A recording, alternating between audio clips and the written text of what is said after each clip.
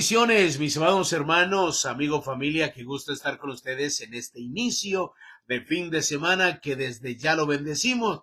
Declaramos un fin de semana de cielos abiertos, donde usted y yo podemos disfrutarlo. Tenemos el privilegio de poder amanecer vivos. A Dios le damos la gloria. Te invito a que adoremos, papito lindo. Te damos muchas gracias por este regalo extraordinario. Gracias por darnos la oportunidad de poder decir lo que el salmista dijo, Padre amado, yo me acosté, yo dormí, yo desperté porque Jehová me sustentaba. Gracias porque tu palabra sigue vigente para cada uno de nosotros y somos testigos de que todos los días, como siempre suelo decirlo, hemos resucitado, amanecimos vivos gracias a tu misericordia y a tu bondad. Gracias por colocar en nosotros corazones enseñables. Te agradecemos por esta palabra que nos has dado, Padre amado. Gracias porque iniciamos un año 2024 con una palabra poderosísima. Oro y clamo que esta palabra toque las vidas, los corazones, y declaramos en el nombre de Cristo Jesús que quienes escuchan esta palabra, sus vidas nunca más serán las mismas, en el nombre de Jesús. Amén y amén. Gloria al Señor. Le damos la bienvenida a aquellos que ingresaron a los devocionales desde el corazón de Dios. Soy el pastor Fabio Castañeda, donde todos los días pues escucharás una palabra que estoy seguro que bendecirá mucho tu vida. Mis amados hermanos, hoy terminamos, aleluya, esta enseñanza que nos tomó 35 lecciones, todo el mes de enero y unos días del mes de diciembre del 2023, que realmente es una palabra muy puntual, una palabra que nos direcciona de lo que pueda deparar en este año 2024. Lo invito a que la lea, vuelva y la escuche, la medite y hágalo cuantas veces sea necesario, porque en medio de todo lo que se dijo, estoy seguro que hay una palabra muy directa y muy específica para ti. Como hoy terminamos, entonces déjenme mencionar rápidamente las cosas que aprendimos. Número 1, te expliqué que Dios te escogió desde la eternidad antes de que existiera mundo. Te expliqué que no solo te escogió, sino que te llamó desde el vientre de tu madre. Te expliqué que te dio autoridad sobre las fuerzas del mal. También estudiamos que Dios te declaró que eres una saeta bruñida que va a ser lanzada para los propósitos eternos.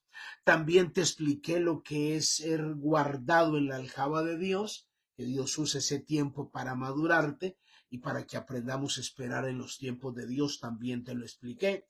También te expliqué, Dios nunca se equivoca en su elección, porque Dios siempre va a obrar bajo sus propósitos, bajo sus planes, bajo sus determinaciones y no bajo nuestros caprichos y deseos. También te enseñé para qué fue que Dios nos escogió. Dice, para que fuésemos santos y sin mancha delante de Él. También hablamos de otro principio y es para que anunciemos las virtudes del que nos llamó. Y hoy terminamos con otro principio que le hemos titulado ¿para qué Dios? Y siempre que vamos a entrar a este principio, pues hagamos la pregunta, ¿cuál es el propósito divino por el cual Dios me escogió y me puso aquí en la tierra? Te hablé de 9 principios que los estudiamos y hoy terminamos con el número 9, que nos encargó la palabra de la reconciliación. ¿Dónde dice eso la Biblia? Segunda de Corintios capítulo 5, del versículo 17 al 20. Esto que le voy a leer es lo que sucedió en nuestra vida y la posición de autoridad y el encargo que Dios nos dio. Dice, de modo que si alguno está en Cristo, nueva criatura es. Las cosas viejas pasaron, he aquí, todas son hechas nuevas. Y todo esto proviene de Dios, quien nos reconcilió consigo mismo por Cristo y nos dio el ministerio de la reconciliación, que Dios estaba en Cristo reconciliando consigo al mundo, no tomándoles en cuenta a los hombres sus pecados, sino, mire lo que dice, y nos encargó a nosotros, y nos encargó a nosotros, y nos encargó a nosotros la palabra de la reconciliación. Así que somos embajadores en nombre de Cristo, como si Dios rogase por medio de nosotros, por medio de nosotros, por medio de nosotros. Os rogamos en nombre de Cristo, reconciliaos con Dios. Perdóneme cuando de alguna manera le sueno muy monotemático, repetitivo, en algunas palabras en las cuales hago hincapié, porque es que yo quiero que le quede bien claro la responsabilidad que tenemos con el reino. Lo que acabo de leer es Dios diciéndonos y Pablo explicándoselo a la iglesia de Corinto, diciendo, ustedes, cada uno tuvimos un pasado, tuvimos una historia que contar, venimos pegados a un cordón umbilical generacional, muchas veces traemos mucha tradición, que es más que tradición que escritural, hay que hacer algunos renunciamientos, algunas desintoxicaciones que tenemos que hacer, porque en la vida cristiana se aprende y se desaprende. Es muy importante entender eso, desaprender lo que no va de acuerdo, lo que no se alinea a la palabra de Dios. Entonces, como tuvimos un pasado y fallamos a nuestro Dios, éramos enemigos de Dios, entonces Dios permite que nazcamos de nuevo, nacemos de nuevo. Por eso dice, las cosas viejas pasaron, todas son hechas nuevas. Ustedes son nuevas criaturas. Y luego dice a ustedes, no fue a los ángeles, no fue a más nadie, fue a ustedes quien les encargué el ministerio de la reconciliación. O sea, yo me tomé el trabajo de hacer todo esto desde la eternidad. Es más, no les tuve ni en cuenta muchos de sus pecados. Entonces Dios nos encargó a nosotros, dice la Biblia, la palabra de la reconciliación. Y note lo que dice, así que cada uno de ustedes son embajadores en nombre de Cristo.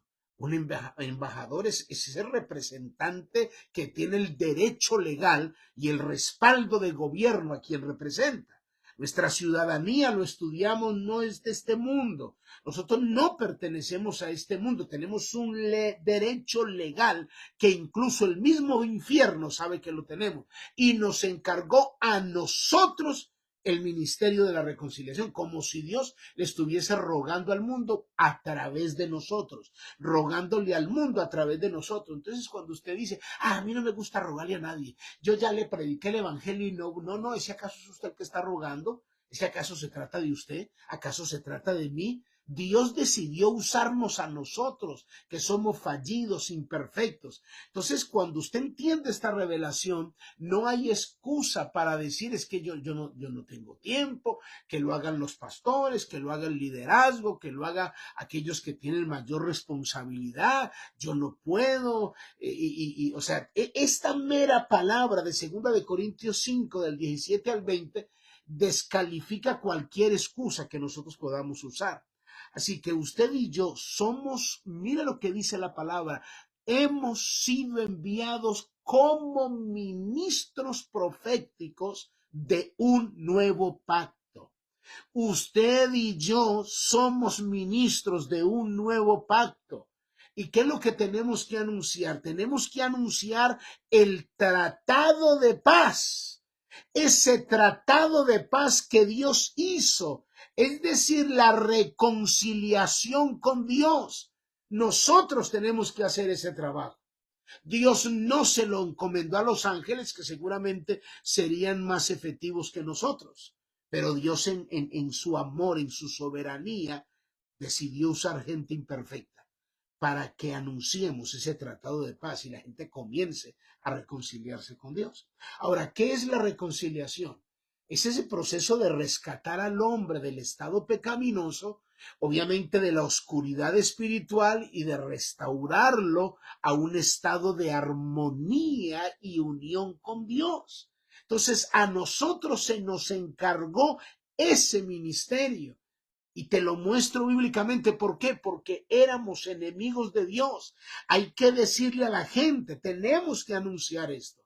Dios nos encargó a nosotros el ministerio de la reconciliación, ese proceso, ese trabajo en el cual los seres humanos, que cuando recibimos a Cristo, dejamos ese estado pecaminoso que era dirigido bajo el espíritu de desobediencia, ese estado de oscuridad espiritual, y llevar al hombre a la restauración completa para que se reconcilie con Dios.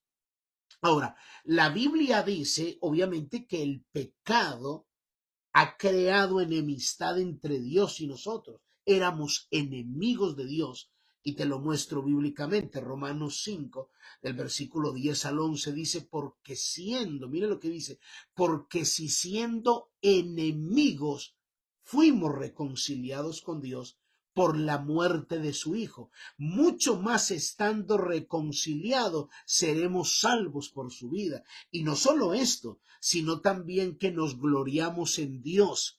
Nos gloriamos en Dios por el Señor nuestro, Jesucristo, por quien hemos recibido ahora la reconciliación. Wow, esto es impresionante.